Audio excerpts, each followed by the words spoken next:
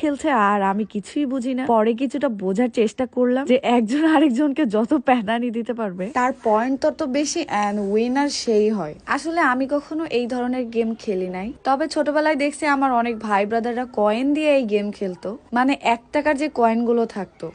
সেই দিনগুলোর কথা মনে পড়ে গেল, খুব মিস করছিলাম। এখন কিন্তু কয়েন লাগে না, কিন্তু এই ধরনের গেম খেলার ইচ্ছেটা আমাদের অনেকেরই থেকে থাকে। তাই আমাদের 2 বড় ভাই এক্স গেমিং নামে পুরো একটা গেমিং জোনই তৈরি করে দিয়েছে। চাইলে আপনারাও এখানে এসে গেম খেলতে পারেন। এক্স গেমিং এর গ্র্যান্ড ওপেনিং ছিল এই দিনে। লোকেশনটা নগর ভবনের পাশে, আমি ক্যাপশনে দিয়ে দিব, চেক আউট করে আসবেন। এরপরে আমার অনেক দিনের ইচ্ছের একটা পার্সেল চলে এসেছে, কিন্তু তার আগে দেখেন আমার বাসায় এক এক করে অনেক অনেক মেহমান চলে এসেছে, তাদেরকে কাজে লাগিয়ে দিয়েছি। এবার আমি কত বড় একটা জিনিস চেড়ে তুলতে অসুবিধা হলেও আমি খুশির ঠেলায় এগুলো বের করেছি আর আপনাদের দেখাচ্ছি কি কি আছে এর ভেতরে।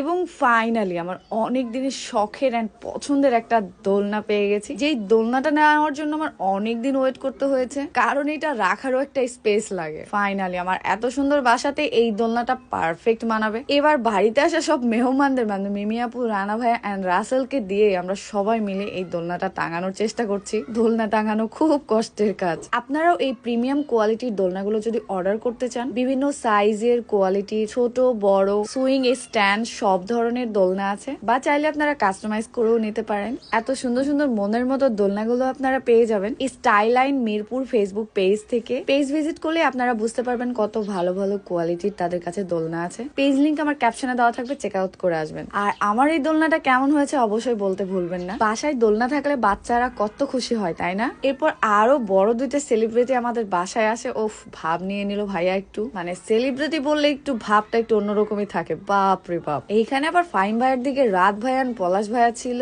তার সাথে দেখেন আমার ফুল টিম, ফ্যামিলি মেম্বার সবাই আমরা আছি।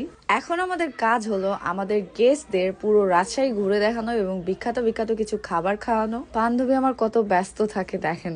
আর এই যে আমরা সব মেয়েরা, এখন আমরা প্রথমেই চলে যাব ভার্সিটিতে। এদিকে ফারাজ আপু ঘুম থেকে উঠে গেছে আর ভাইয়ারা দেখি ভার্সিটিতে এই বাইক নিয়ে রাইড করা শুরু করে দিয়েছে। অনেকেই এই বাইক রাইড করলে, আমি কিন্তু এখনো রাইড করি নাই। সে যাই হোক, আমাদের এখন ক্ষুধা লাগছে, আমরা সিস্টেম খেতে চলে এসেছি ভার্সিটিতে। রাজশাহী ইউনিভার্সিটির বিখ্যাত খাবারের মধ্যে সিস্টেম একটা ছিল, তাই সেটা খাওয়ানোর পরে আমরা চলে গেলাম লাম ভাইয়ার এই লেবু পিনিক খাওয়াতে, যা একবার খেলে সারা জীবন মনে রাখবেন। অনেক দিন পর লেবু পিনিক খেলাম আর পুরো 1 প্লেট খেয়েছি আমি। গাইস, ভয়েস দিতে যে আমার নিজেরই জিভে জল চলে আসছে। আপনাদের যদি জিভে জল আসে আমার কোনো দোষ নাই। ফাইম ভাই এবং মুস্কান আপুর এই খাবারগুলো অনেক ভালো লেগেছে। মেহমান খুশি তো আমরা খুশি। এবার আমি চলে গেলাম বিথির প্রিয় তোমার বাইকে চড়ে সিএমবি তে। শীতের বেলা বাইক রাইড, কি কষ্টের। সিএনবি থেকে চা খাওয়ার পরে আমরা সবাই মিলে চলে গেছি হেসেলে হাঁসের মাংস এন্ড কালাই রুটি খেতে। হেসেল রেস্টুরেন্টের খুলনার বিখ্যাত চুই ঝালের পাশাপাশি কিন্তু কালাই রুটি এন্ড হাঁসের মাংস অনেক মজাদার হয়ে থাকে। শীতের বেলায় গরম গরম খাবার, তার সাথে এই 13 ডিগ্রি ঠান্ডা,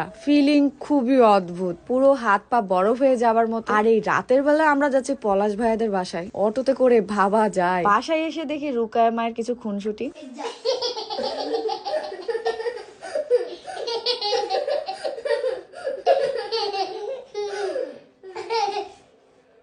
তো আজকের ভিডিওটা কেমন লাগলো অবশ্যই কমেন্টে জানিয়ে দেবেন। সেই পর্যন্ত সবাই ভালো থাকবেন, সুস্থ থাকবেন। আল্লাহ হাফেজ।